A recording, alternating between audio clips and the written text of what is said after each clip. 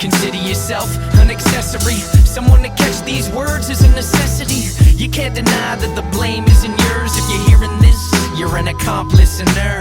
I got the best, I got the best, I got the best listeners. Am I guilty of being word burglar? Sure, but if you're hearing this, you're an accomplice in her. That might be the longest you've gone without talking over the theme song. Hey everyone! Ever. Welcome to Keeping Up with the Cardassians. We're so glad to have you here for this very special episode. They're all special. They're children. They are. They're special to us in every single way. But welcome. We're glad to have you. This is Nick. This is Rob. Joe. And today we are continuing our journey with Star Trek. Obviously. No, get out of here. Yeah, we're continuing our journey with Star Trek. We are pacing everything out, though. We're pacing this out because we want to end on episode 100 with the finale of Deep Space Nine. So today, we are concluding our rewatch of the original series Star Trek movies. We're not counting Generations as that because that's kind of like a mixed cast. Well, that's a Next Generation movie. Yeah, it really... Well, it's like Kirk and yeah. It's a Next Generation. Yeah, it's a Next Generation movie. So... it's called Generations. Yeah, that's true. It is. But it's mainly because there's Kirk and Picard in there. And it's the different generations together. So happy together. So anyways, today we are going to review Star Trek VI, The Undiscovered Country. That will be our review today. We're going to review that in the second half of the episode. I wonder if we're going to follow our odd-even thing, where the evens are better than the odds. I do wonder. Stick around to find out. I wonder if bringing Nicholas Meyer back into the fold made a difference in the film, especially after 5. I wonder if having Shatner not write or direct played any sort of part in... That's got it. They can't hurt. No. They can't hurt. But they were like, no, we tried that. Never mind. That was a bad idea. He elevated the material. He was good with the material that he's given from other people. Yes. Oh, yeah. That's fine. He's really good. Totally fine. Yeah, he's really good. He's really good when it's not all the James T. Kirk show is actually when it's really good. Because even this one, while he was obviously, the primary character, this was a pretty balanced movie. I mean, we're going to get into that, but I feel like it was a more balanced movie than 5. And oh, for sure. Definitely than 4. I mean, they're all good, but don't get me wrong. So anyways, but we're not going to do that yet, right? No, not yet. Why not? No, we're not. Oh. Folks, last week we were in a bar, though, and I hope you enjoyed listening to the episode. We did realize one thing, that Joe's voice was kind of quiet in there, which was really weird. That's fine. That's totally you fine. You could hear you the whole time, but it just felt like you were away from the mic like this the whole time. Which is funny, because I was right against it. Yeah, you were right against it. That part was weird. There was probably something up with your gain. I don't know. Whatever. It was our first time we experimented I was off my game in a bar. Yeah, it's true.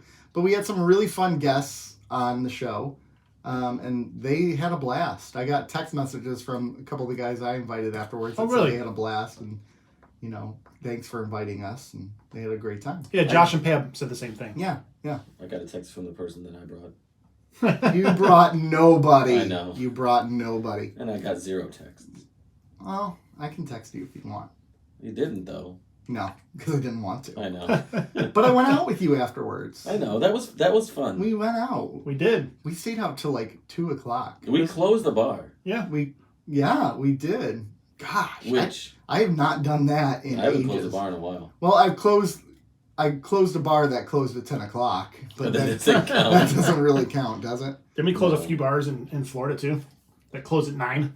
Yeah. Yeah, that was so weird. I think... Oh, our field trip. I remember that. Closing retirement community bars is more our speed. Yeah. Yeah.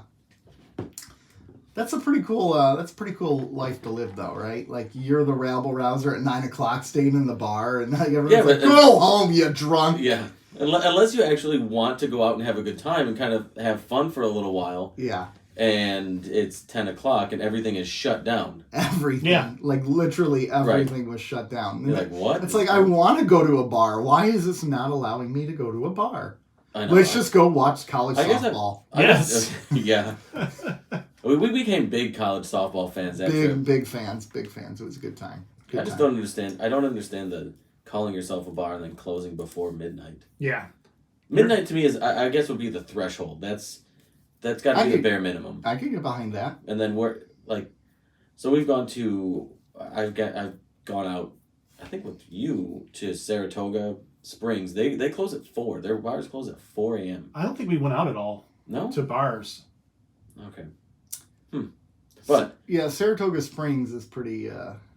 we talked about yeah. we talked about there because we've gone separately, but Yeah, I've been we there, bonded yeah. over our mutual destinations. Yes, we did. But yeah, four is a bit much. That's a young person's time. Yeah, it is. That's way too late for me. I was in Chicago once years and years ago, and it was like 2:00, and I was with a friend. I was there for a work trip, but I met him up at a bar, and it's 2:00, and I'm like, great, it's time to go home. He's like, what are you talking about? They don't close for another 2 hours, and I'm like, no. I stayed the whole time, of course, Of course. but I was exhausted. I can't stay up. I don't think I can stay up till 4 if I have nothing to do the next day. Yeah. Well, that's the thing. Like, I had a conference at 9 a.m. starting the very next day. I'm clearing my schedule. Like, I was at a bankruptcy conference, so I had to stand by the booth and be like, good morning. And luckily, most of the attorneys were hungover, too, so no one really... That's good. I was out till 4. I'm morally bankrupt, but welcome. But that was a good time. Back in the day. I could not do that now. Oh, no. If I stay out till 4, I've got to clear my schedule the next day. Nothing. For sure. I got to cancel everything I had to go do. No, nothing. You got to do prep work for that. Wasn't it, was it How I Met Your Mother, where it was nothing good happens after 2 a.m.? Yeah, it was something like, yeah. Yeah. I can agree with that. I can get behind that. So anyways, we could talk about our drinking habits all day, but I don't think anyone cares about our drinking habits. There are a few things that are really important things to talk about. First of all, they've basically confirmed that Henry Cavill is back as Superman. I was going to ask you, do you believe that? I believe it. I don't know if I do. I believe it. I don't know if I do, man. I want to. You know why I believe it? Because I want to believe it. Exactly. I want to believe it. I want to believe it. So do I. You can't cast a better Superman than him. No, not currently. Who are you going to cast? I was thinking, right now, I agree with you. I mean, Yeah. there's not. I don't know the young actors as well. That's part of the problem. Like, I don't know. But Finn Wolfhound. But I mean, from a Stranger lot of the good young male actors have already played superhero roles mostly, right? Yeah. So who are you going to cast that is ready to step into the shoes of Superman? Oh my gosh, I'm looking at young male actors, and none of them really stand out as ones who. Did you Google hot young males? I just said young male actors is what I looked up. And Google's flagged them. Miles Teller. Okay. Daniel Radcliffe. I could get behind a Miles Teller Superman. Give Superman a mustache. Lord. Zac Efron. There's a rumor out there he's playing Wolverine. I could buy him as a Wolverine, actually. He could be. I think I could too. But we already have a Wolverine. There's only one Gosh, Wolverine. that's more news. We already talked about that last week. For a second. Yeah, for a hot minute. But, gosh, there's not a lot of young actors that could pull off Superman. But then again, when Henry Cavill was cast, he was a no one. No one knew who he was. Right. And he blew up after that because of that casting. Here's someone who could pull. I think this guy could. When you get a chance, folks who are listening at home, there's a young actor named Tanner Buchanan. Oh, yeah. I think he could pull it off. Is that the guy from... He's in Designated Survivor, I guess. No, maybe not. Or Robbie Keane in the Netflix series Cobra Kai. Okay. He's tiny, though. He's like this tall. Is he short? Yeah. He's 5'9". That's short. That is short. Especially for Superman. For Superman, yeah, That's very short. But they have ways where they can cheat it and make him look tall. They did that with Batman, with Michael Keaton. Michael Keaton's super short. They made it work. he's the best Batman. Yeah. the best. Not for me. The best Still riding that Christian Bale train? around. Yeah, I saw him Bale. I do. I get it. Yeah. So, but I'm on the Henry Cavill train. Though the one rumor I'd that like they to be on had that was train. they're going to use the traditional score, John Williams, and I don't like that idea. See, I love that score. Well, on our Facebook, someone was actually corresponding with us about it because I said I would love because I think the Hans Zimmer score is highly underrated. Oh yeah. Like, it's really what good. are you gonna do when you're not saving the Earth? That particular song, The world oh, sorry, the world, is phenomenal. Loser. Is phenomenal, and if they can mix the two and make it sound great, that's what I'm for. Right. Well, and the thing is, I think the purpose probably of them using the John Williams score is to tell you this is going to be a different version of Superman. Like, I see them doing to Superman for DC what they did to Daredevil in Marvel, in She-Hulk, changing the character, like instantly flipping it. I always thought I think we talked about this before, where the intention of the Zack Snyder movies was to get him to that point. So maybe this is just in my head, it'll just justify. Now that he's officially Superman, like he had to die and come back to life to become like the happy. Yeah, Superman. to kind of get because throughout Man of Steel, he's been Depressing. in all fairness, rightfully treated by the people of Earth because they were distrusting. They didn't like. I mean, because that's how we would act. Actually, we would act worse. Yeah. Oh yeah. Yeah. That's optimistic. Yeah. So maybe he had to get through those events to become the Superman we all know and love. Right. Yeah, I mean, I guess that's true because you're right. In the Zack Snyder cut, he played a very different Superman when he came back. Like he was. Even like that final fight that he had, he was just playing with the guy the whole time. He wasn't actually even challenged, and that was pretty cool. I think he even smiled when he went to go see Alfred. Yeah, he did. We need smiles. We need Henry Cavill smiles. Yeah. Plus, it'll help get him on the show. It will, right? Because he's got something new going on. So obviously he's going to want to book us very quickly. Because the first name that comes to mind, it's us. Yeah. Absolutely. I mean, it is for me. And Joe promised the people. I did promise the people. You did promise the people some Henry Cavill. So, segueing from Henry Cavill and the switch of Superman, I'm not even going to look at you for this. Have you watched She-Hulk yet? I have. Have you seen what they did to Daredevil? I have. That hurts. Are you okay with it? You're okay with it. Dang it. I don't think I don't care. I'm not, Nick. I'm It's not okay very with it. different from the You Netflix didn't series. watch it. You didn't watch it. Still not okay with it. It's He very was- different from the Netflix series. And I don't care as much about the character as I do other characters. I just really love the Netflix series. So, basically he's a little more zany than he was in Daredevil, which makes sense because you're in She-Hulk, so that's meant to be more of a sitcom Right. take, right? But it's not so much that as much as it was his fighting abilities and he almost looked like superhuman. Oh, he was. Like the way he was flipping through things. Like for sure. That's never what he's done. He's not that's kind of the point. Well, I would agree with that. I think that it's gotten. I mean, part of him being in Hell's Kitchen and the appeal of that is that if you have to fight villains in Hell's Kitchen, you're not going to exactly be the cheeriest of guys. No. So Hell's Kitchen is a pretty cool part of Manhattan. I don't know if any of you have been there. It is cool. It also has the most badass name of any of Yeah. areas. Yeah, it does. Though, isn't there the Bowery? Yeah. Am I imagining things? that's Gotham. That might be. Hell's Kitchen's awesome. Yeah, it is. And that's the one where it's got. They got Where do you stay, Nick? Hell's Kitchen. Yeah, exactly. I feel like Hell, Michigan just can't live up to the name. Oh, Hell, Michigan goes all in on it though. Yeah, they do. They buy in. Yeah. Which this is their time to shine right now. And to be fair, if I had to live in Hell, Michigan, I would really feel like I was in hell. I'd love to live in Hell, Michigan. It's a terrible, boring city. Yeah, it's as big as this room. Yeah, exactly. So It has a bar. That's it. That's it. Oh, what else do you need? Yeah, true. Wait, how late is it open? We should go next week. Okay, let's go drinking in Hell. 11 a.m. That's what time they close. Because it's hell. Where are you guys going? Hell. Yeah. Be right back. Yeah. And in hell, you can only drink till 11 p.m. All right, so I will say though, when I was texting my feelings about it last night as I was watching it, I've sat back a little bit. I'm not as angry about it.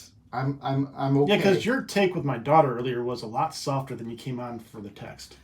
Yeah, I was pretty angry about it last night, but then I softened a little bit, and That's me after every Lions game. I know, right? Exactly. Then I'm back. Have you guys ever read my? Did you guys read my text? I read your text. I hate everything. I hate football. I hate this team. I want to just. I'm done. And then you're in the next week. By like Wednesday or Thursday, I'm like, okay, here's what they can do. It's not. I'm really starting to evaluate. Oh, I hope they win next. Here's week. what they can do: they can draft defense and sign defensive players. That's for our other podcast. Oh, sorry. Yeah. That's for the other podcast. Football podcast is the name Sports. of it, by the way. Yeah, football podcast. Football podcast. Football podcast. That's why you're not on it. Yeah. That's true. That's a good point. I have another thing to bring up. Should I just keep bringing things up? Yeah. Sure. The Super Mario trailer. Did you watch it? Yeah. No. I did. Are you okay with it? I'm actually okay with it. I thought Mario was the worst part of it. Oh, I'm actually okay with it. What? It's Chris Pratt being Chris Pratt. I with know, a which I slight was kind of Brooklyn accent. Which I'm kind of disappointed in. Yeah. Because, and I guess it's the decades of manipulation, like mind conditioning. Yeah. For that voice, right? For Mario. Right, because the same guy, that's whatever the majority. guy's name is, he's done like the Mario voice forever. Yeah. And that's the voice we've all been conditioned to hear. And you want for that like voice. 30 years. Yeah. Or longer, maybe. Yeah. And that's when you see Mario, immediately that's the voice that pops in your head. But here's the thing: Mario was always a Brooklyn plumber, and all of a sudden he's from Naples, Italy. Well, when is he from Brooklyn? I mean, the whole cartoon, the whole series, wasn't he always from Brooklyn? I've always Him and heard Luigi he's were always from he's Brooklyn? always been referred to as an Italian plumber. Yes. Oh. Let's reference the original Mario movie. And Bob Haskins' Which performance. nobody does. Yeah. Yeah, no one cared about him, right? There wasn't the internet. Where is Mario from? Mario. Well, funny is there wasn't the internet, and that movie still took a lot of shit. Yeah, it did. He's from Brooklyn, New York. But I know, but he's always been referenced as an Italian plumber. So was he a transplant? Is he a first generation? Yeah, he's an immigrant. I would imagine. He's an immigrant? Okay. Yeah. Okay. All right. What you didn't realize about the Super Mario story is that it's about an immigrant struggling in America, trying to find his way and start a business. And then this guy... I thought it was about some red and blue dude hitting blocks and collecting Not coins. at all. It's actually a tragic and story. this guy tries to It's a deport tragic him, and he story. says, "Go back to the Mushroom Kingdom where you belong." Yeah. It was I thought it was about some drug addict. And Bowser's big business, and he's just trying to keep this independent plumber down, man. Yeah, he is. Wow. Oof. He's trying to buy him out. Bowser's a member of the Deep State. He runs a pizza house that has a secret child pedophilia ring in the back. See, I never got this playing Super Mario Sunshine. It's level 19. Yeah, It's you a secret missed level. it. You Yeah, missed it. I guess so. It's the underground. But I'm going back to your point about the original movie being pre-internet. I'm pretty sure that was the catalyst to create the internet because everybody was like, we all need a collective place to hate on this movie instantaneously. Right. They're like, we need the internet. We need a place. We need a place to talk. Can you imagine that? Like, if that same movie were released today, how much vitriol would have been released about it? I don't know that it gets made. Well, Listen, yeah. do you remember the first Sonic? And they put out the shitty Sonic, And, Yeah, and the internet was revolted. like, "What on earth is this?"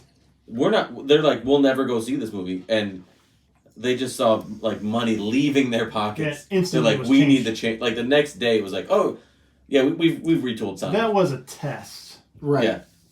But they redid it, and it turned out okay. Well, yeah. When you tell somebody, "Hey, we're not going to go see your product," over the fact that the character doesn't look the way we want it to look, right? Yeah. Isn't that a little bit of They just released it was just a couple stills, I think, and people were like, "What is this? This is a monstrosity." But isn't that a little bit of a toxic fandom to allow them to dictate? A little bit. I mean, a little bit, a lot of it. It's a lot of it. The internet is like the vessel for toxic fandom. Yeah, you don't exactly find positive people on there. Yeah, that's true. No, because positive people don't necessarily go to the internet and say, "This is great." They just Yeah. enjoy it and they tell their friends and that's it. And where the other people go to the internet and go, ah! Yeah, because they have nothing better to do. That's not the way my People who superhero generally looks. put out positivity are generally putting out positivity. Yeah. That they're too busy enjoying what life gives them instead of trying to take what life gives others. Yeah. That's true. The more you know.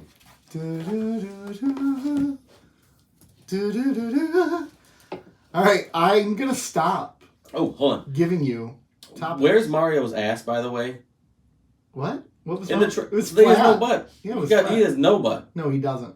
But he's just now getting there. He's working out. He's got to start jumping up to hit the Oh, box. is this like a And he's- prequel? Is this like a Yeah. is it beginnings? Yeah, this Okay. is the beginnings. We knew that. I dug the very opening scene with Bowser coming in and like all the little penguins coming out to fight him and they're throwing snowballs at Yeah. him.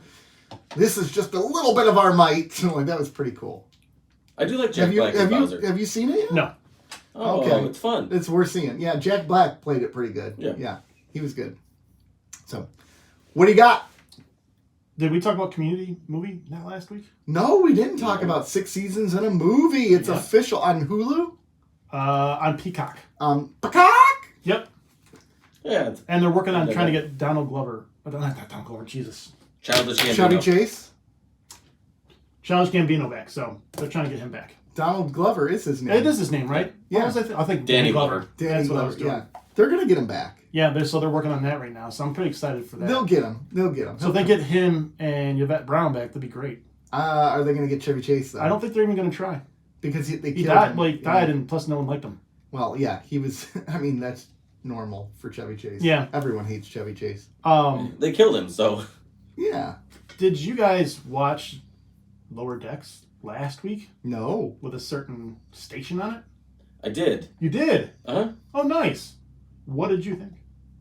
I thought it was about damn time that they gave DS9 some love. And they gave it a lot of love. They did give it a lot of love. A lot of it seemed endearing in a lot of ways. Yes. I'm happy that they did it, and I should just be thankful that they did it on an actual series and not something that's sort of in like a corner thing or something. I don't know. You know, like they've done at Picard where you see a Right. sign in the Yeah. background. They actually Spent put it into the episode and had a considerable amount of time spent. And the characters were in awe of it. Apparently, Right. the showrunner, the creator of that show, is really a DS9 fan.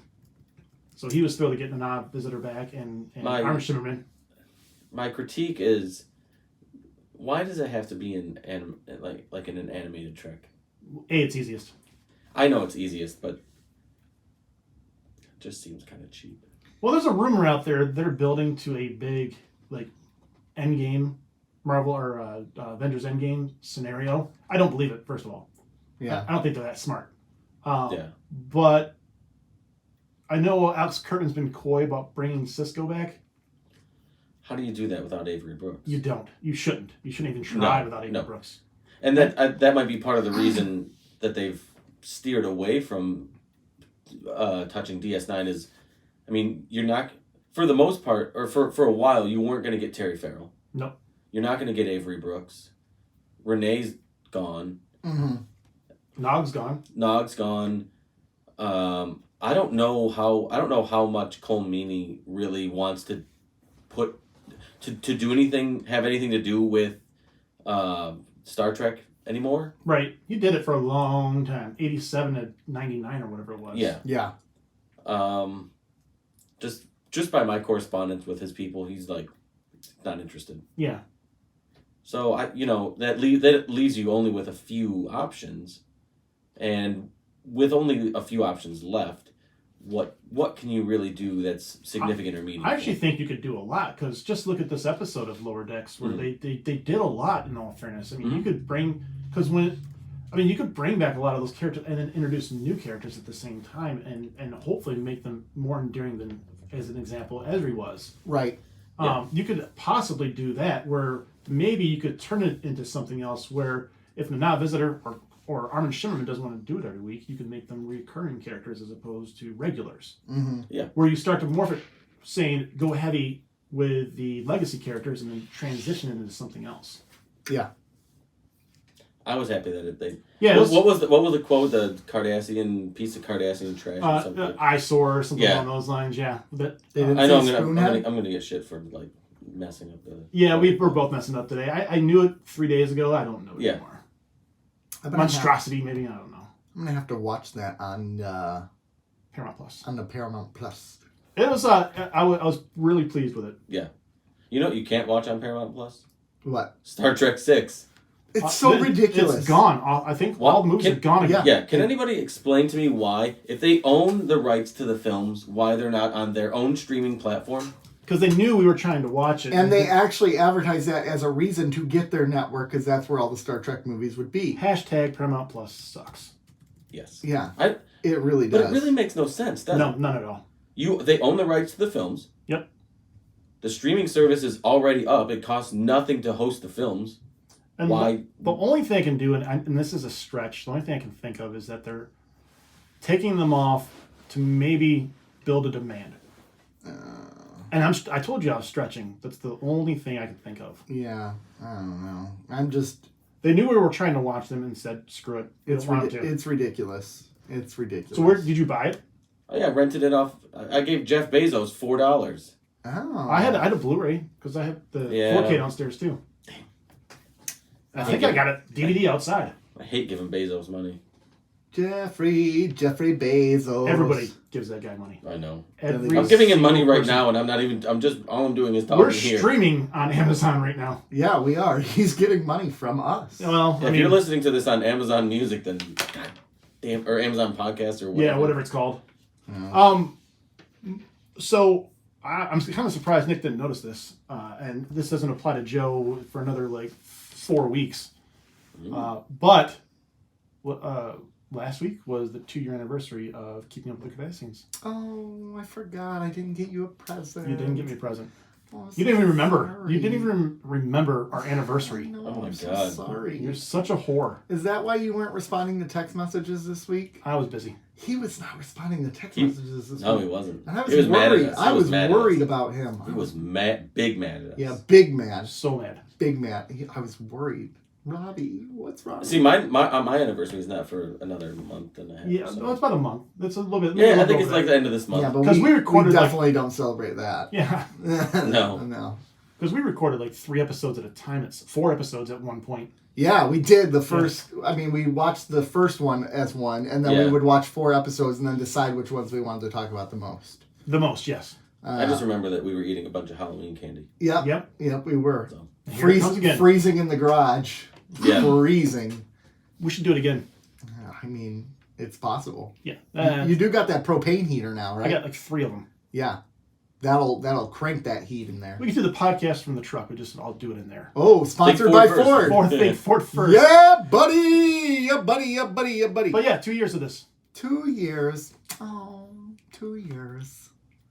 Think about where we were 2 years ago.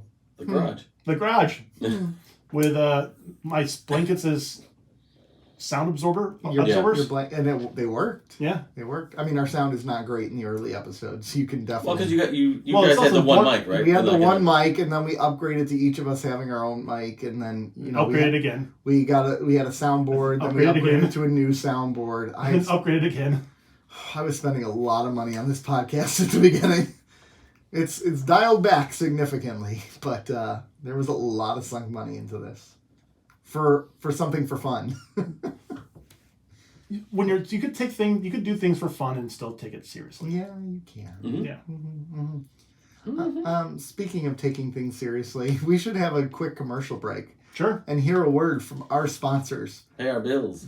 Bill Brown Yeah. Ford. Hear from Bill Brown Ford. We'll be right back. Hey, Bill Brown, we want to do a live read. After, Oh yeah. Anyways, we'll be right back. And we are back, folks. Welcome back. Welcome back. Welcome back. Welcome back. We've already done that. Your face has already done that. Yeah. Mm-hmm. Your mom's already done that. Hey-yo! Hey-yo! Anything exciting else that you want to talk about? There is what we just watched. This is a Star Trek podcast. No, What? it is a... This is a fight we're having right now, Rob and I. Fans, Go. are we a true... because we've started with Deep Space Nine, and I would like us to branch out to try other series, can we do that and still be a Star Trek podcast? Or are we just a podcast? Don't put this letter in front of me. I know this letter. Gosh, I get it. Hold on, don't throw. That's very valuable. That's very valuable. So we got a card that said, here are some cookies. I made them while I was watching Next Generation. And then in comments it says, you are a Star Trek podcast after all. All right. Does that mean we're not allowed to watch other shows? We can watch other shows. Okay. Just not particular ones that sound awful. Oh my gosh. I'm just very upset with you. So anyways, going back to Star Trek. Picard, season 3 trailer. Oh my gosh, it's the first season that looks good of it. From the trailer, it looks amazing. A lot of starship porn. Yeah. A lot of starship porn. A lot of Worf porn. Well- He looks good as hell in this. I think there's a lot of Yeah. starship porn though, because the first 2 seasons did not really spend a lot of time in space. Not at all. You know, the first season... Captain Picard was a captain of nothing. No, he really wasn't. I would like to see him in the captain's chair. Now, And competent. and competent, because we haven't seen that, Not right? at all.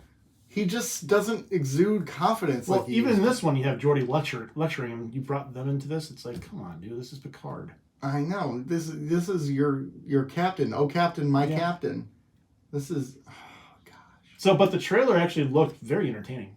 It did. And can we just say, Jonathan Frakes, good looking man. He was... Friend of the show, Jonathan Frakes. Friend of the show, Jonathan Frakes. When he was on our podcast, he was talking about how like he saw the pictures of himself in the other series, or like when he was guested on it, and he's like, "Oh, I wasn't happy with my weight or whatever," and he lost his weight.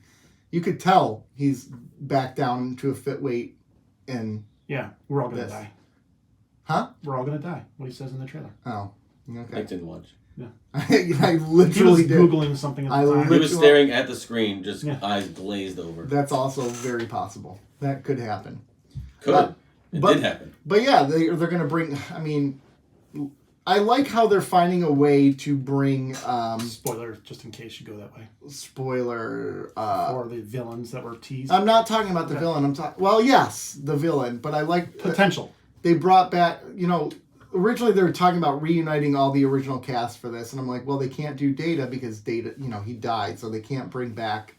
Why can't I think of Brent his name? Spiner. Brent Spiner, but they brought him back as Lord. Yes, sir. I had my hand raised. Do spoiler laws count On in trailers? I don't. Yeah, because some people don't like to watch trailers because they're spoilers. Yeah. I have a friend of mine who like will not even find out who's in a movie because he considers that a spoiler. How do you know what you want to go see if you don't know who's Like in when it? they In were all make- fairness, in Does trailers it now, go see by name? trailers show a lot now too. A lot more than they should. You know what? Marvel started getting good about like making almost fake trailers where, I'm down for that. where they put stuff that wasn't in the movie. Rogue One did that. Most of the footage in the Rogue One trailers was not in the movie, and that actually They made just some people angry. everything that got cut. They just Yeah, throw it in. they did. They put on the cutting room floor stuff, and it made it and it helped the film because Dude, you what if you go to see that movie based on the trailer, and you're like, this looks really good, and none of it was false in there. advertising. You're like, what the hell? What did I just? Or watch? have you gone to see movies where, like Dumb and Dumber 2, where the funniest joke was in the trailer, and then you see the Yeah. movie, and you're like, okay, I'm waiting to I could laugh have just again. watched the trailer again. Yeah, and you never laughed because the movie was so bad. It's one of the worst movies I've ever seen in the theater. Dumb and Dumber 2, Mhm. it was pretty bad. It was pretty bad. Worst movie I ever saw in the theater? Yeah. The Happening. The Happening, M. Night Shyamalan with Mark Wahlberg. Where Yep. mine is Hostel. Wait, that was Hostel was the worst one I saw in the theater. That's a rough one to see in Yeah. the theater. That was during the era of the torture porn. Yep. Yeah. And Saw and all that. Saw came out, and they were, you know, it looked like it was going to be good, and it was just really bad. Mm. But The Happening, that was the trees, the Yeah. plants. It's the worst movie I've Where ever he's having seen. a conversation with the Oh, plant. yeah. It was horrible. I like the concept of it. Why? That the plants would find a way to fight back. I like that concept because they realize they're being No. snuffed out. No. No? What is this? Plants versus Zombies? If they made that into a movie. I'd watch I'd that. That was the prequel. Yeah. Oh yeah. Plants versus Humans. Yeah. Plants, yeah. I don't know. Gosh, that would be fun to talk about worst movies ever seen. We should do that one day. That'll be a Patreon. No, I just gave mine. Yeah. That worst movie in a theater. Is that your worst movie ever seen? One of, yeah. One of. Oh, I'd have to think about that. It was horrible. I gotta spend time thinking about that. Because I've seen some bad movies. Grease stands out to me. Grease is not that bad. It's a piece of crap. No, you're a piece of crap. Grease is the word. It's the worst. I'm not a fan of Grease. Dude, I could take a crap and make a better movie. Actually, I mean, Grease is okay. I kind of fall in the middle of Grease. Mm. I'm not going to go out of my way to watch it, but I don't hate it. Yeah, I'm not going to go out of my way to watch that I'm movie. not going to go out of my way to watch it, but I think it's good. But I like musicals too. That's part of my thing. You know what I'm going to do? I'm going to shoot you and then prop you up on my couch and we can cuddle and watch Grease. Yeah. In fact, with your bleeding corpse. there you go. You can watch. I'd be dead, so I'd be fine with it. A Grease It'll lightning. movie break. Yeah, I'm gonna sing on top. Weekend at Bernie's, you. Yeah. Ooh, yeah, that'll be fun. I'm in. I'm in for the win. I mean, all right, gentlemen. What else we got? I think that's all I got. All right. Well, I mean, should we dive into Star Trek 6 then? Yeah, let's talk some Trek. Let's start with some Star Trek 6. So, ladies and gentlemen, as you know, we've been going through all the Star Trek movies because Joe has never seen any Star Trek before Deep Space Nine. So we said, hey, you need to watch the original trio, like the ones who inspired all these new Star Trek series. You got to watch it. You got to check it out. And we said, there's going to be some stinkers in here. Get ready. But there's going to be one we get to where we think it's incredible. And we're excited for you to see that one. And you guys said Star Trek 5, and then I wanted to choke you. Yeah. Yes. And we got Best Star Trek. Best movie ever. Actually. Yeah. And then, so here we are on Star Trek 6. The plot of Star Trek 6 is as follows. The Klingons are idiots and blew up their own moon, which means their planet's going to die because they don't have the energy to survive anymore. So basically, these once proud warriors need the help of the Federation. They've had a Cold War going for hundreds of years, well, 100 years. So now it's time to have a peace treaty. So who do they call in to make that peace treaty? Kirk. But Kirk hates the Klingons. Oh, no! Basically, what follows is the Klingons are on the ship, and all of a sudden there's an assassination. They assassinate the Chancellor. Oh, no, the Chancellor's dead. Who do they accuse of killing the Chancellor? Kirk. So Kirk goes to jail. Turns out it wasn't Kirk all along. It was people from the Klingon Empire and people from the Federation conspiring together because they did not want this peace to happen. Kirk is released from jail.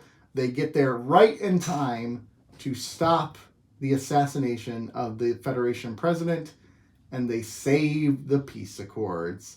And with that, our jolly crew on the Starship Enterprise have one last voyage, and Spock says they should go to hell, and they take off.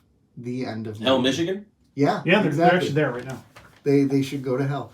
An old idiom, go to hell. And they went to hell, for sure. For sure. For sure. So that is Star Trek 6.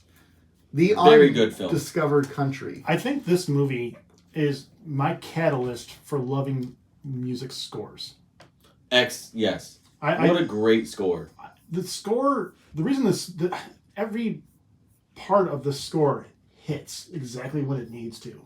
It began right out of the box like I was hyped. Yeah. It felt like you're like mid-battle scene almost. Yeah, it was, and it's the credits. Yeah. Mm-hmm. It was very brooding beginning. And even if like the beats throughout the movie, wherever it needed to hit, it did that. And leading up the tension or not the comic relief, but the lighter moments, and then the ending overture. Holy crap! It played off of what was happening on screen perfectly. Yeah. Mm-hmm. Mm-hmm. So Cliff Eidelman, who's really not done anything. I was just trying to look him up based off of that, and I'm not finding much. Yeah, he really has done nothing, but holy crap. There you go. Anyway, he did one, went out on top. Yeah, and so this movie probably is what sold me on music scores, where I'm like, this is phenomenal. And been down the rabbit hole since. Yeah, I mean, there's nothing here that stands out. I mean, nothing. He did a bunch of like direct to DVD movies. Like he had My Girl 2, he did. Oh man. Free Willy 3, The Rescue.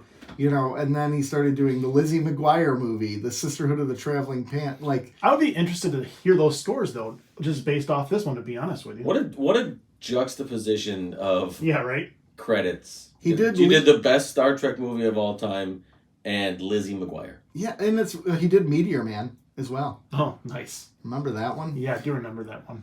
Oh, terrible movie. Terrible movie. But yeah, I mean, he didn't really do much. But you know what? So going back to this, Star Trek 6, initially, there was a whole host of other things they were going to do for this movie. There's a whole host of things they were going to do for this movie that got cut because of the budget, man. Right. But I mean, like, I was looking at some things, for instance, Walter Koenig wrote a whole outline where everyone on the crew dies except for McCoy and Spock, which would be interesting. They talked about doing I wonder how far that got. He's like, I want to kill Kirk. It got as far as... What else you got? Yeah, exactly. They did suggest Kirk meeting Jean-Luc Picard as well for Star Trek 6, but the Next Generation producers refused that. So they negotiated Worf? Worf's grandfather. Yeah. Great-grandfather. But so basically, Nimoy goes to Nicholas Meyer's house and said, what if the wall came down in outer space? And then all of a sudden Nicholas Meyer's like, oh my gosh, this is incredible, because the Klingons were always the stand-in for the Russians. So what a great beginning for Praxis to explode. That's the equivalent of Chernobyl. Of course, we know the Russians denied all help and said everything was fine. Well, so were the Klingons. Everything's fine. Yeah, everything's fine. Fine, we're good. It's fine here. Nothing to see here. We're fine. We're okay.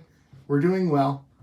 So that was, I mean, I love this movie. I made Leslie and Eli watch it with me last night. How'd that go? They liked it. Really? Yeah, Leslie liked it. Eli said his feedback was, for a movie in its time, it's really good. For today, the pacing is too slow. I said, that's the problem, because I think the pacing of this film was excellent. I think it's lights out. It built up the tension. It built up the drama. But kids today have no patience. They're so used to Marvel movies, and they're so used to the new style movies where there's not a lot of character development. Well, that's like what we talked about Discovery versus some of the older Treks or Strange New Worlds for that matter. Yeah. Where there's no patience for the pacing of a movie. No, there is no patience for that stuff anymore. It's instant gratification in all forms. Right. I want to watch a show. I want to watch every episode. My movies need to move fast, but still be 2 hours and 15 minutes. But I want it to be 2 hours and 15 minutes of continuous action. Which is stupid. That's not a good movie. Yeah. And then I'm going to immediately digest it, move on to the next thing. Yeah, and then we forget all about it. That's what's happening with Marvel now. Is these movies don't have staying power like they used to. No. They're forgettable now. Yeah. Because think of the comic book movies from before.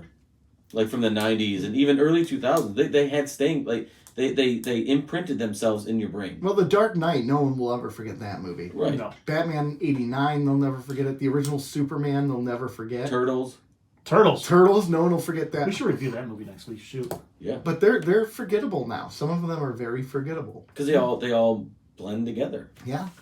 And to bring it back to Star Trek, even though these movies are in sequence, they don't necessarily play off one another too much, but enough to connect them. But they're all individual films that have their own stamp. Yeah, like the connection for this movie is when Spock said, "I've been dead before." Yeah. And he kind of went, yeah. Yeah, exactly. That was a cool line. Nice. There's a ton of cool lines in this There movie. is. But quickly going back to the development of this movie before we really dive into the movie itself. Another cool thing about them hiring Nicholas Meyer was, he wrote arguably the greatest Star Trek up to that point. Right? Some people still consider Star Trek 2 the and best had a Star hand Trek. in the other one that people consider the greatest, Star Trek 4. Star Trek 4, right? So bringing him on is a great idea, which ironically, we're talking about movies moving fast-paced. He wrote Star Trek 2 in 12 days, which is incredible. He wrote That's impressive. whole script in 12 days. But they brought him in because they didn't want Nimoy to do it again, because that would have pissed off. Shatner. Here we go. Shatner tried to call dibs. Because Shatner's like, no, I'm doing it. And they're like, feed dude, into we this saw Star ego. Trek 5. Yeah. Okay. Yeah. You're not getting another Star Trek. I mean, we were the only people that saw Star Trek 5, but we saw it. Yeah, and so this was kind of a peace offering. Like, all right, I'm not getting the movie. You're not getting the movie. We're going to give it to Nicholas Meyer. Look, he's already done great stuff. He created this awesome trilogy in 2, 3, and 4. Let's let him take charge of it. And he killed it. Yeah. I never really considered them a trilogy until now. Yeah, they you could buy them in box sets. 2, 3, and 4? Yeah. Yeah. Yeah, because I mean, Because they take right place after one another. yeah, immediately, right? Yep. Because Star Trek 5 has a jump, and Star Trek 6 has a significant jump as well. Yeah. In fact, Star Trek 6, okay, so going into the movie, my understanding is the crew haven't been together for a while. At the beginning of 6, when they're all called together. Well, It gives They're in that dry vibe. dock. They're in dry dock. Yeah, they're in dry Did dock. I miss something in 5, or is Captain Sulu, was that a new thing? That was a new thing. That's a new thing. Okay. It Yeah. happened So- off screen. Okay, so I think that's the plot point that tells you that they've been kind of away for a little while. Well, plus they didn't dye Shatner's hair in this one, so Well, and I think or way back. I wonder if part of the reason why he's Captain Sulu in this one is because those two hated each other as well. No, actually, well, a little bit of that, but I guess Kirk Shatner actually was pissed off that he was a captain in this movie. So, which probably leads to part of the reason, like George Takei hates him. Oh my gosh, like what is wrong with Shatner? The guy is such an ego. Yeah. You know, only I could be a captain. He's Captain Kirk for 3 seasons, and he thinks he's just God's gift to cinema. He really does. Yeah. I mean, and his He was- contributions to Star Trek aren't. He was the star of a His writing- He's the best Kirk. he was the star of a canceled TV series. Exactly. He fought I mean, a that's man a- in a giant latex dinosaur. That's a suit. very Hey, TJ Hooker, take that seriously. that's a very crude way to talk about the original Star Trek series. That he was the star of a canceled a TV failed series. TV Yeah. series. Yeah, 'cause But I mean, it that- was.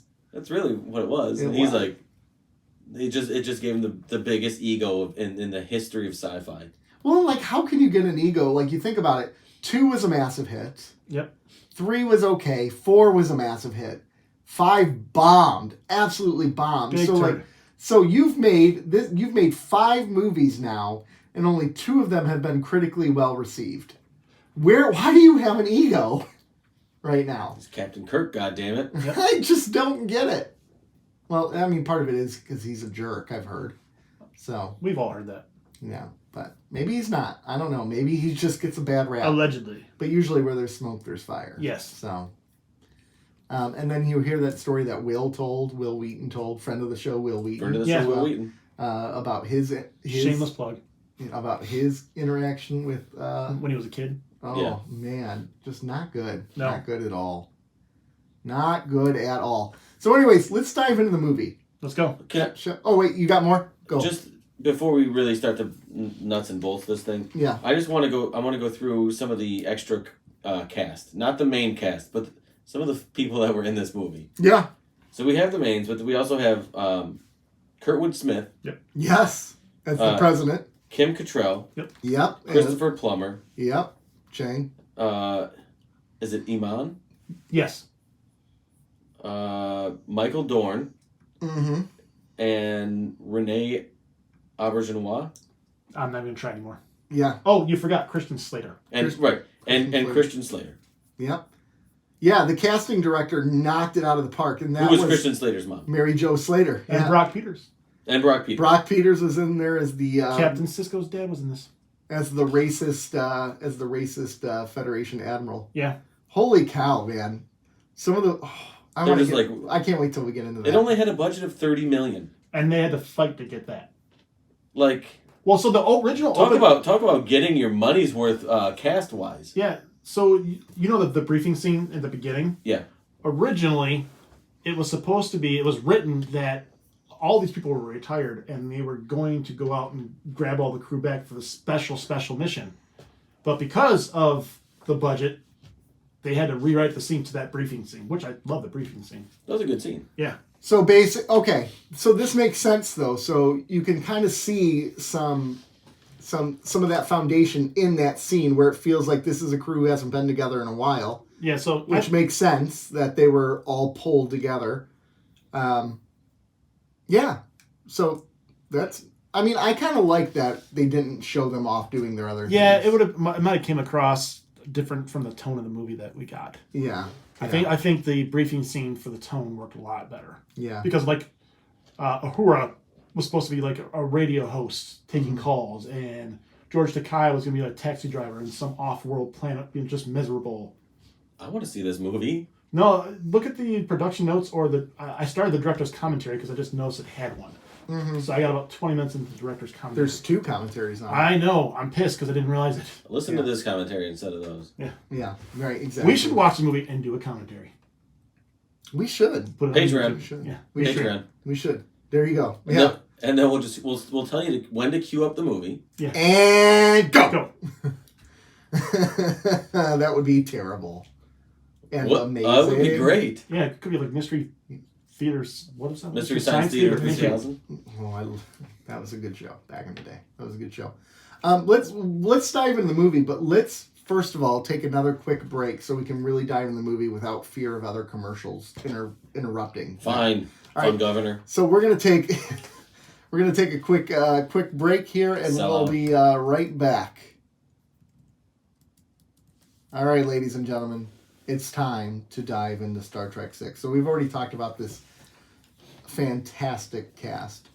Can we talk about how on the nose they were with all the racist comments about the Klingons throughout this whole thing?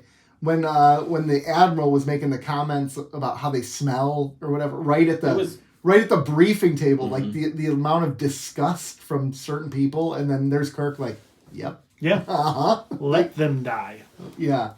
But that scene or the dinner scene where they're like watching them eat, with forks and knives for the first time. It was a good juxtaposition because even you watch the Klingons trying to figure out this napkin with these utensils in there, and you're like, I can't eat my gok with this.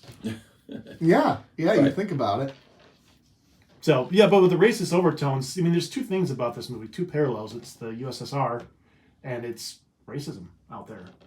And it was like Brock Peters filming that one scene where he talked about how they're alien trash of the galaxy or whatever it was. Yes. They had to do multiple cuts of that because he had a hard time getting through it because of how big a tryst it was. Well, and that's probably what white people had said about him years ago, Mm-hmm. But that's why they gave it that scene to him, is to kind of put the power into it a little bit more, which I thought was interesting. Like purpose choices in doing that. Like originally Uhura was supposed to say, "Guess who's coming to dinner?" Not Chekhov. They did that stuff on purpose to kind of show that strain. Yeah, yeah. Well, I love that part, how they had. So apparently Roddenberry was not happy with this. No shit. He didn't like the fact that the Enterprise... Boobs are fun. Tells us something else we don't know. Yeah, that the Enterprise crew was racist. But to me, this is the heart of... I mean, this is humanity, man. We are scared of what we don't know and what we don't understand. But wasn't the idea that we moved past this part of humanity? And that's what it's supposed to be. Yeah, yeah. Exactly. We're supposed to move past. These are very, at the time, like, those are very modern viewpoints. Right. Yeah. And only really was McCoy and Spock that were really open-minded, because McCoy wanted he's the best last chance for peace. Yeah, and McCoy was he was good at the dinner too. Actually, Uhura wasn't as bad. She did make one comment out at the transporter pad, I think, after they beamed off. Yeah, but I think all of them. I think all of them were. I mean, you think about it, they've had that conflict for them, that standoff conflict. They had the USR United States conflict for so many years, and then Kirk's kid was, killed by one, and his ship was blown up by. So, it's interesting how you can kind of the characters can justify that. Yeah. And how they try to justify it in the movie when Roddenberry's vision is that they don't have that. That's always been something that I've questioned, like, inwardly, like why are we? It seems like every Trek series. Well, I mean, I've only watched DS9 and Strange New Worlds, but there is a little bit of that in both of those series. There is in the films. I mean, I thought I was under the impression that that Roddenberry's vision was that we had moved past. It is, and ideally. But is that just because we're trying to write idealistic sci-fi in modern times? We just can't get our own inherent biases out of the writing. Well, yeah, and it's lazy writing in a way too, because you not lazy, but it's easy writing in a way too, because you go to something that's topical and you now impose that upon your characters. Right. Yeah. Whereas Roddenberry didn't want that. Like you don't see until one movie Picard do anything close to what you see in this movie. Right. You don't ever really see that from Data or LaForge or anybody of those. Maybe a little bit of Riker here and there because he's trying to bang everybody. Mm-hmm. Go Riker. Yeah. But as a Daddy whole, Riker. that's one of the reasons I like Trek as much as I do, because it does have that ideal that we can move past all that. The aspiration. But this movie is handled so well where you kind of not appreciate, that's the wrong word, but you kind of ignore that fact for this movie. Well, For the content of this movie. And I think that works because there's a couple things that happen in here. So first of all, we have this Cold War occurring between the Federation and the Klingons, which has been going on for decades and decades, right? Where they don't even really know, they don't know the anatomy of a Klingon because they've never been able to see one up close. That was Spock's whole thing. McCoy's whole thing. So to me, all of a sudden you go, and this has been a bitter enemy. These are people who demolished your empire initially. They had a really rough initial war, which led to this. So now it's become this legend almost. And it's been built up, and it creates this tension and this anxiety. So, when you're finally in the room together, I think it's hard not to, even if you've aspired to be something better, it's hard not to let those preconceived notions come forth, especially when it's been decades of it building up. Yeah, and everybody knows that racism is born out of ignorance. Yeah. Mm-hmm. So if you spend whatever you fear. If you spend time with that, you're going to realize that, for the most part, your fears are probably unfounded. Mm-hmm. And racism is a fear. It's an ignorance-based fear of things you don't know. Yeah. And once you fill in that color, once you find those things out, you realize you're it's all for nothing. Right. Yeah. The biggest combatant to racism is. It's education, exposure, and travel. Mm-hmm. Yeah. Mm-hmm. And that opens your world instead of closing it off and just sort of resting on the misinformation or the preconceived notions of what you think somebody or a group of people is like. Yeah. I mean, we even see that a little bit in this movie with Kirk, right? He realizes that after the Chancellor is assassinated, he's like, at that moment, I realized what I was. He realized he was racist in that moment. It took experience and exposure to realize. To enlighten him. How about that dinner scene, though?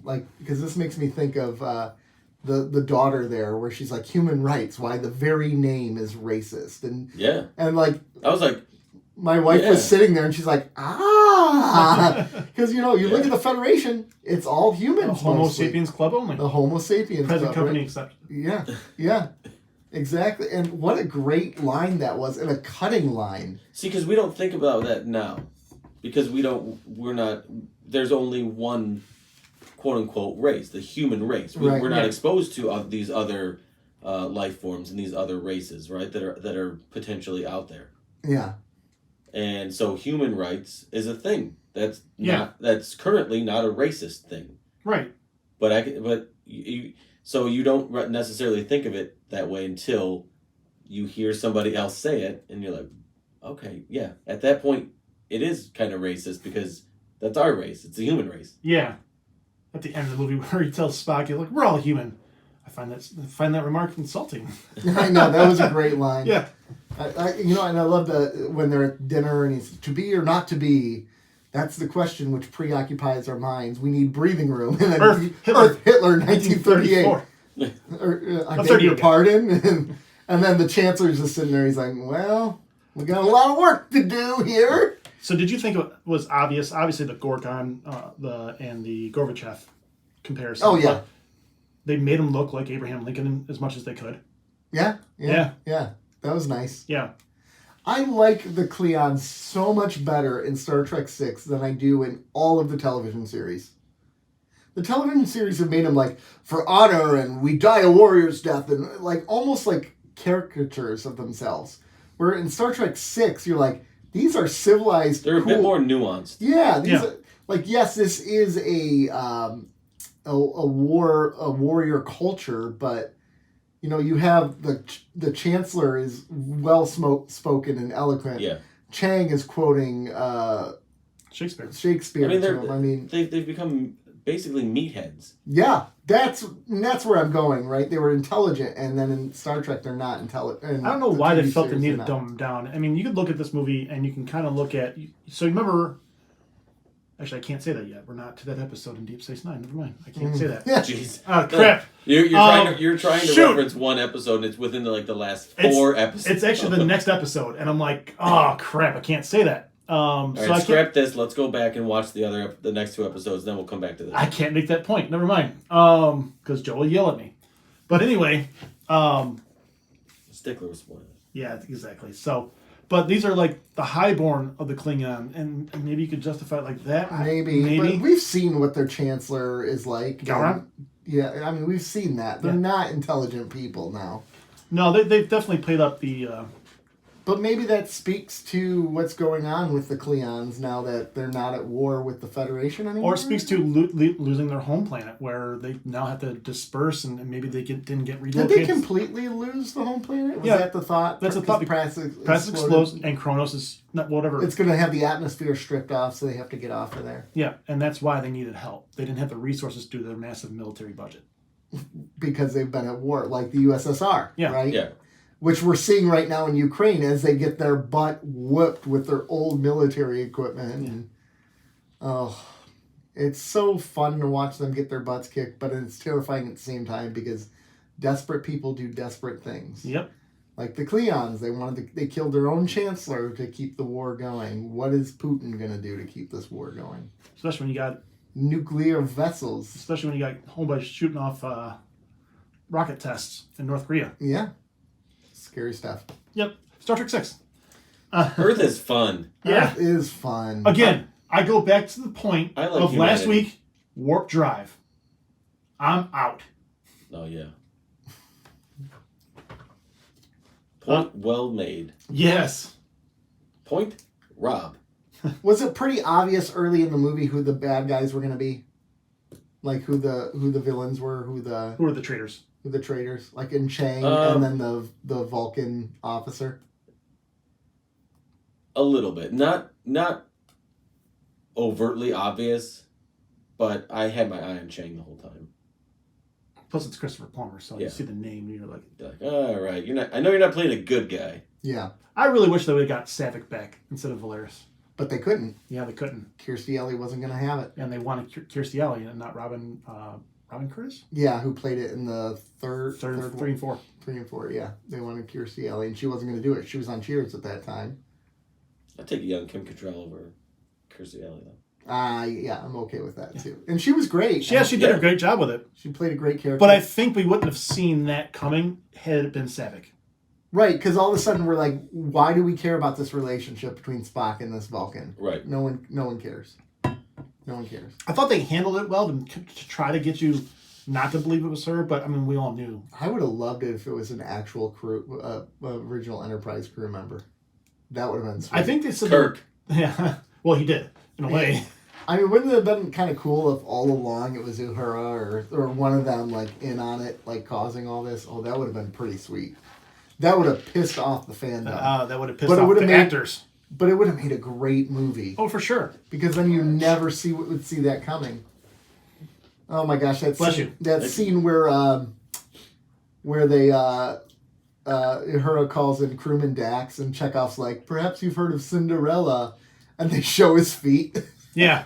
Like, oh. Well, let's look at the trial scene. That was a great scene. That was a scene. I love the trick of the Universal Translator. Do not wait for the Universal Translator answer now! Well, when I love that. Where you hear the Klingon in the mic, and then as they're swooping around mid-sentence, they switch it to English to kind of tell the audience, this is a translator. Yeah, this isn't happening in English. I thought that trick was really cool. That was a great film trick. I'm glad. I like the fact that they didn't have the unit, like that. Part of it was in Klingon, and they. It felt more authentic. Yeah.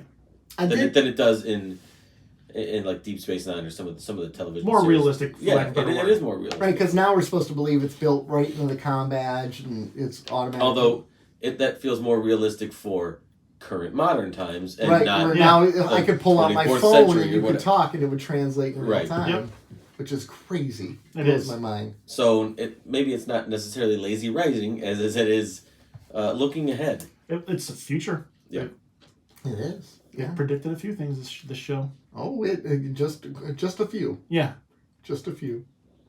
But that court scene was incredible too, because again, it shows the intelligence of the Klingons, especially Chang. Yeah. Like, man, he was owning him in there. He's like, you're getting up there in years on bones, and he's Do your hands shake? He's like, I'm getting a little bit of arthritis or whatever, and made a joke. The singular wit part cracked me up with the You one have Klingon a singular wit. The one Klingon laughing in the whole proceeding. Yeah, that was a great scene.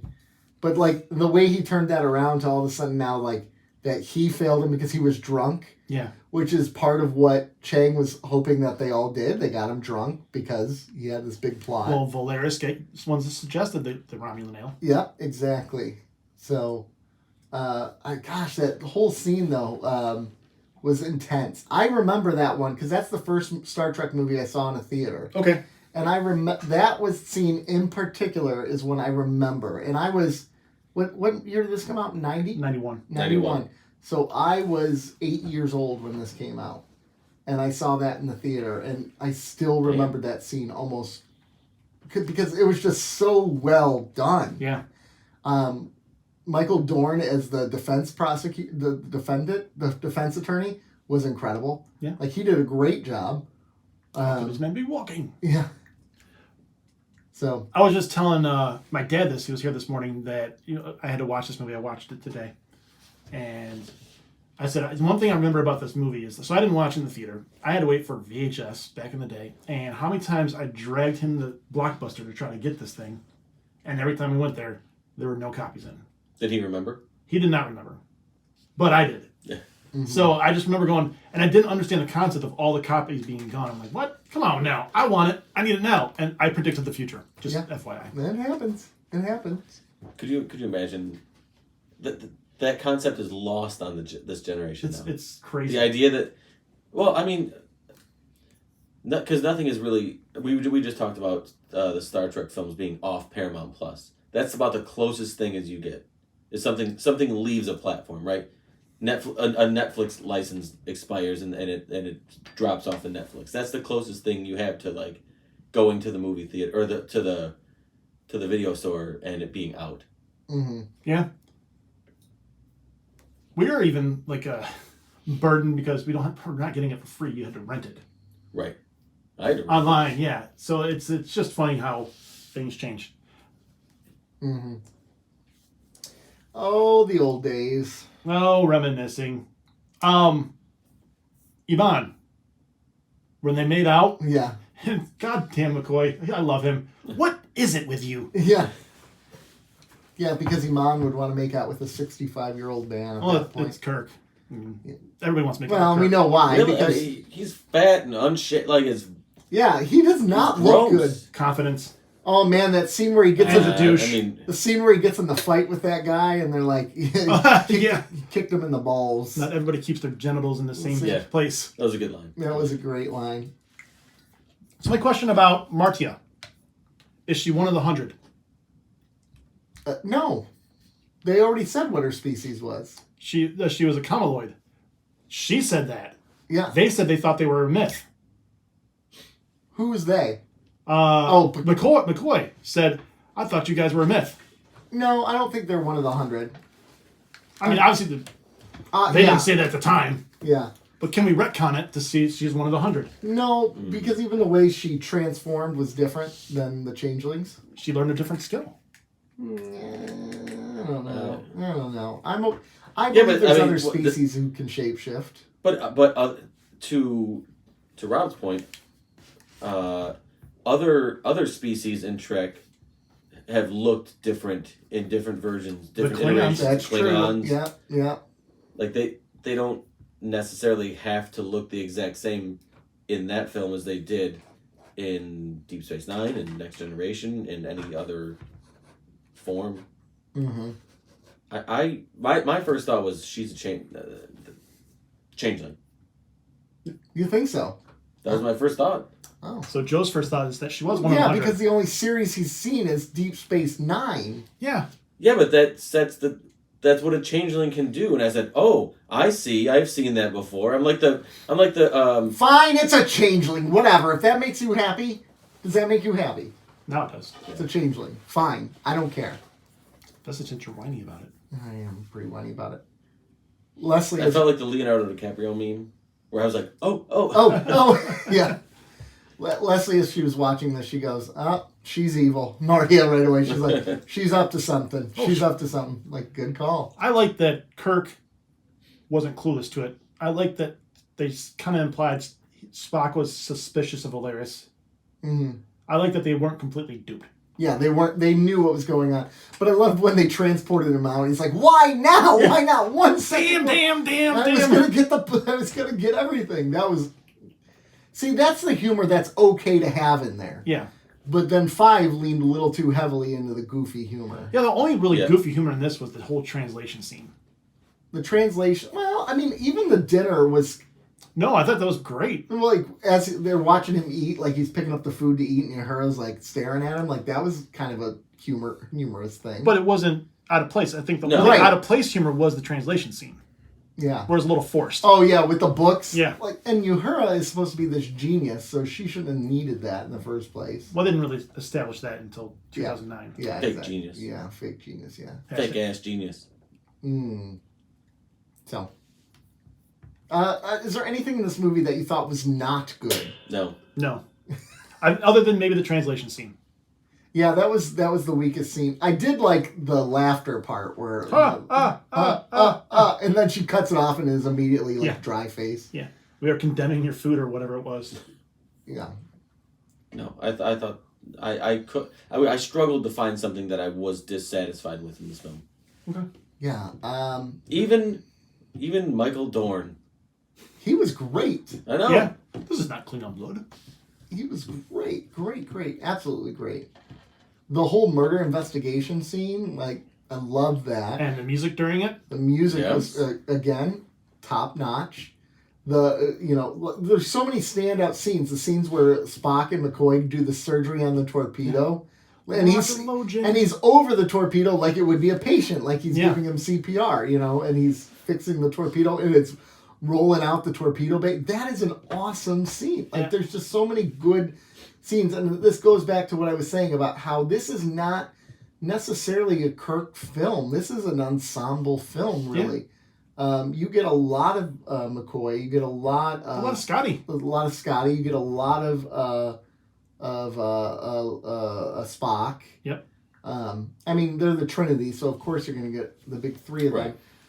But you even felt the presence of some of the other characters like Chekhov and all that. Sulu got the least. But he also got a big promotion, so it was something. He was off doing his own thing on his own ship. Breaking the rules, just like Kirk did on his ship. Fly her apart then. Yeah. Oh, that was a great, Well, so we got to talk about the battle scene. We'll talk about that last. That whole sequence of events.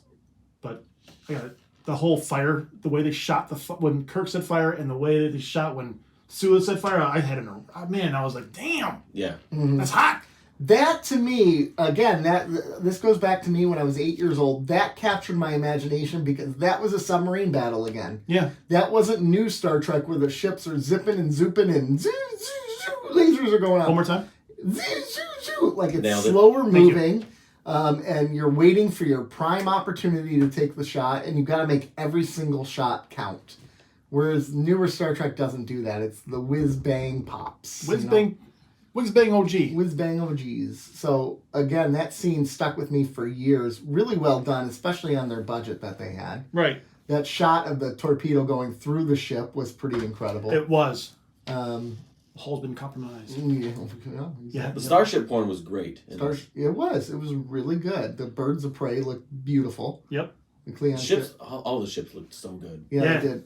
My son's like, this looks so fake. I'm like, but those are actually real. Those are models. Like, yeah, I don't get how anybody. I actually don't get that because I thought the effects were wonderful. I think these effects were better than your current Marvel status of effects. But again, Yeah. the difference now is they're moving so fast now that they feel like they're better, right? The action is more intense, so it feels better, but it's not. There's not as much detail there. I don't know. I dug it. No. That spaceship battle was amazing. Especially because that's not even really the climax of the film. The climax is when they beam down. Kirk. Arrest them! Arrest yourself! Yeah. Oh, that was pretty fun. Leslie laughed out loud at that point. She's like, aha! Like, Really? what? That's her laugh? That's exactly how she laughed at it. One more time. I don't know. I did 3 different laughs. I'll make sure to play that for her tomorrow. She'll This is hear how your this, husband and thinks you laugh. I will get a text message probably on Tuesday when I'm at work saying, Our I do episodes not come laugh out- like that. Our episodes come out on Monday. Thank you very much. Like She's a day behind. You gotta respect that. every episode I get text message. I did not say it like that. I did not do that. Fans, you have to know that I exaggerate some things. You have to play a little bit of a character on the show. Well, I mean, I don't intentionally mean to exaggerate things. I'm seeing things from my point of view, and not her point of view. There's her side, there's my side, and we know the truth is somewhere in the middle. But it's more towards my side. I know you. Yeah, exactly. That's a good point. That's a good point. I am as constant as the Northern Star. I'd give real money if you'd shut up. There's just some great lines in this There's movie. some really good lines in this movie. Just too many to even think about. Oh, I loved it. Loved it. Should we go to rating? We can go to rating. The one thing for you, Nick, that Joe can't appreciate because he just don't know. No, you're fine. You're It's no spoilers. Did you notice a lot of the obvious set redresses from Oh, Next yeah. Generation? Oh, yeah, absolutely. Oh, you my could gosh. tell those were the corridors. Like even the president's office was 10 forward. The president's office, the engineering was definitely the warp core from... Yeah, and Spock's quarters, I think, was Data's quarter. Yeah. I could tell that the warp core was Enterprise D's. Yeah, they needed to save some money. That's for darn Yeah, sure. they did. Well, they did a good job. Yeah. And they did a good job redressing them where they looked like movie sets. Yeah, the only thing that wasn't, they had to spend a lot of their budget on redoing the bridge because the bridge was lost. And I thought that bridge was gorgeous, by the way. Yeah. Of the Enterprise, Oh, yeah. that bridge is the best Enterprise bridge I've Well, seen. this goes back to what I was saying about the Picard trailer to you earlier about how the bridges now are so dark and depressing. Like, I see that bridge of the Enterprise crew, on Star Trek 6. That's great. Yeah. And then you see the USS Titan in Picard where it's like, we got to make sure everything's in dark mode. Yeah, I even just- like the Defiant was bright. And I think all the Berman stuff was bright, wasn't it? Yeah. Yeah. Yeah. Like even Enterprise, like the Enterprise. Voyager was a little bit darker. When it went to Red Alert. Yeah, maybe that's true. But yeah, now Is it more lit in... Is Strange New World more lit? it is. It's brighter. It's brighter, but like the floor pieces, I think, like the wall decorations, like the flooring is darker. And I wonder if that's because of something to do with filming. Like, I wonder if it films better. Or you can hide... I think you can hide things easier. Where, like, if you look at the... Plot holes. Yeah, if you can spend less money on it because you can hide things a little bit easier. Bad acting. I don't know if you can hide that. Bad writing. You can hide that. Can you? Yeah, you can. The original Star Wars movies, the writing was not great on those. I But noticed that Harrison from the get-go. Ford killed it. And Oh, so you're saying basically revolutionize a genre and you can get away with bad writing? Okay. I hate you guys. Let's rate the movie. 9. 9! I give this a 10. This is a perfect Actually, 10. I want a 9.5. No, that's still too low. Yep, 10. 9.75? 10 for me. I will only accept a 9.9 from you. Hold on. I'll give it a 10. No, No, don't give I us want your your pity. sympathy 10s. First of all, fine, 6. No, I give it a 10. I can't find anything wrong with it. It was the best Star Trek movie I've watched out of the bunch. Mm-hmm. No, I give it a 10. I give it a legitimate 10. This I can't talk. This isn't only my favorite Star Trek movie, it's one of my favorite movies ever. This is one of my favorite movies ever, too. Yeah. I'll give it a 10. A legit 10. This is 10.0. Did we give any of the other ones 10s? Did No. we give 9 was the Rathacon? highest for Rathacon. Yeah, this is easily a 10 though for me. Like Yeah. Diaz. it's so good. Every scene of this had me hooked. Yeah, I'm to trying the to think screen. there is a slow scene, and I don't think there is anything that took you out of it. Yeah, I mean there might be. I'm trying to think of some slower scenes in there. The scenes that actually the director's cut stuff was slower scenes. Yeah. You know, the scene with the Federation president in his office talking about trying to go in and rescue him. That was a director's cut scene, right? I'm trying to remember what the director's cut scenes were. It only adds like 3 minutes to the Okay. film. I think them ripping off the mask of the assassin, the gunner at the end, Yeah, was part of the director's that was cut. one of them. And then the bong, as soon as they say name, was part of the director's cut, not part of theatrical. Right. So Dun dun. I did think the Law and Order sound bite was out of place. 9.95. But yeah, this is a perfect 10 for me. Well, gentlemen, that concludes our rewatch of all the Star Trek movies. Original series. The original series. Yes, all the original series. And our fans, you got to know, we're going to find some more Star Trek content to bring you. We'll make it up. We're if we going have to to. next week we're going to take one more week off of Deep Space Nine Just fan fiction. because we have a goal of finishing Deep Space Nine on episode 100. I have an idea about that, by the way. No, show meeting. That's Yep. a show meeting. So, next week is going to be another potpourri sort of episode that we don't know what we're getting you yet, but you're going to get something good. Mm-hmm. Okay. You're going to get From something us? real good. And then after that, we'll jump back in the DS9 so we can. And then we're we going can so finish we'll be up the back streak. to we're going to be back on DS9 in 2 weeks, but we want you to tune in next week as well. I'm not going to tell you what we're going to do, partially Because you can't. I Because you have just no told me idea you had no idea. Oh my what we're god. doing. But yeah, we're excited for it. Nick's like, I have this giant bag of money. I have this bag, and I'm not going to tell you what's in it, but you'll really like it. It's really great. This bag of money. I mean, this bag of something. This surprise bag The of... surprise bag. I don't even know what. Yeah, it's going to be fun. Gentlemen, where can you find us, though? On the internet. Yeah, it's true. Where on the internet? On Twitter, Twitter. at Cardassians Pod. Nailed it. You can go to Instagram, You can go there. _up_Cardassians. You can go to Shoot. Facebook. What's your That's an name? option. You can go to YouTube. Always an 734-494-0980. Call us. Leave us a voicemail. Please do. I love the voicemails. And Those that are fun. call They're us, fun. call Yeah. us back in that. Leave us some more voicemails. Hey, go walk your dog again and Go call walk us. your dog and Yeah. call us. Yeah. So join Patreon. YouTube too. Yeah, YouTube. Oh, Patreon. Yeah, join we got Patreon. we got to talk about Patreon. Yeah, we're running a Patreon promo Thank you. for the month of October. Yeah, I thought I was just doing the singing part. I didn't thought know you were going into it. No, it's we're basically giving you the next tier up.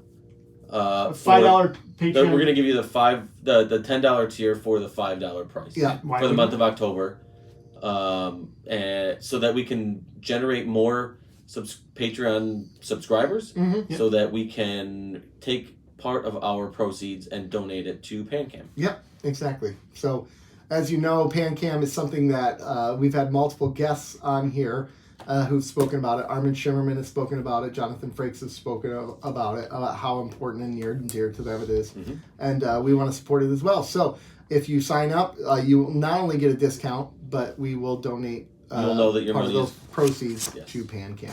So make sure you go and do that. But in the meantime, join us on the Patreon. We're going to write a letter to a PP today. After this, Yeah, hopefully, sure. if someone Maybe remembered the card. Woo! we got stuff to do. We got stuff to do. Anyways, folks, it's been great keeping up with you. Oh God. Thanks for keeping up with us, the Cardassians. Wow.